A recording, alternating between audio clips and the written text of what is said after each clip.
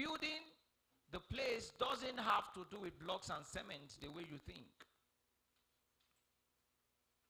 It has to do with his own principles, bringing his will and making sure that his power dominates and take preeminence. Now let's go to verse 21 of the same 102. Is in where? In Jerusalem. Now,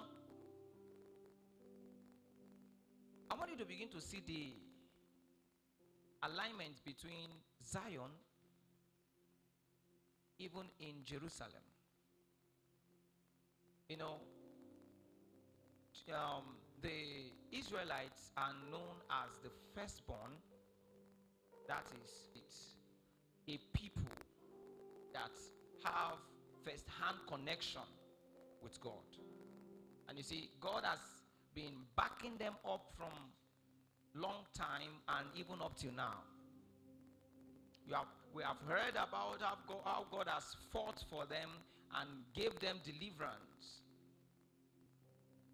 We saw that even the Messiah came through that region. So the dwelling place of God has a lot to do with this city. Mount Sinai. And you see, this mountain was on fire. It was burning because on Mount Sinai, God came down for the deliverance of his people, to bring them into a land that he has promised them. So that land he has promised them is a place he has prepared for his people to stay.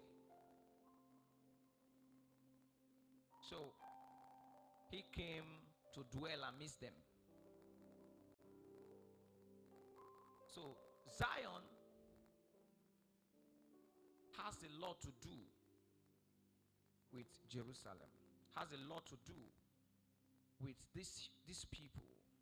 And that is why anytime they want to do some spiritual things, they will begin to activate Matthew 2:23.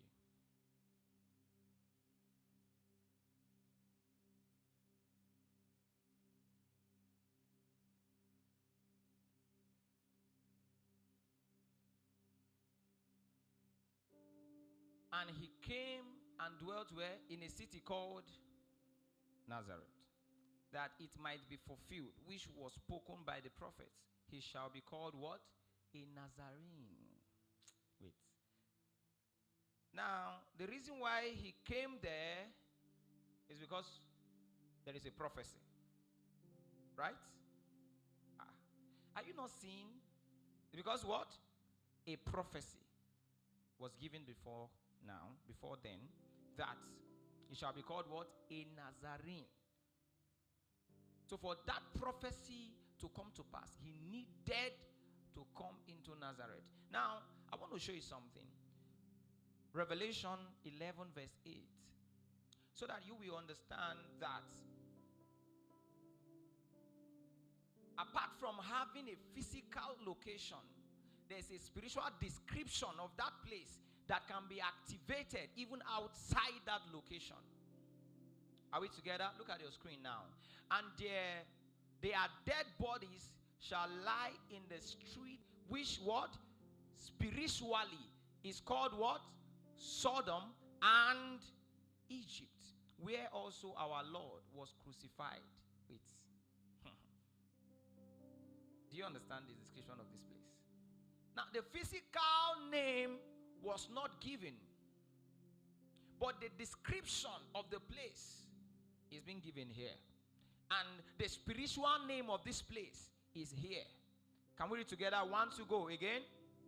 And their dead bodies shall lie in the street of the great city, which is what?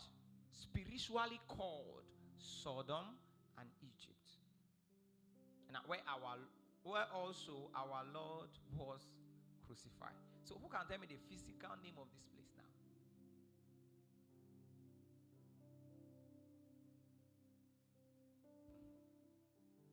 So where was Jesus crucified? I gave you assignment on Friday. How many of you have done the assignment? All right. Go and study about this. Next Sunday, I'm going to ask you. And this one, I'll put mic in your mouth and you tell us. Now, the spiritual location, the spiritual description of this place is given. And the spiritual name is called what? Sodom and Egypt. How can you call, I thought that it should be called Sodom and Gomorrah, right? Right? So you see that it's called Sodom and Egypt because the powers at work in this location has a lot to do with Sodom and Egypt. Every place has its own spiritual atmosphere, and there are spirits in charge of places. I've told you that when you go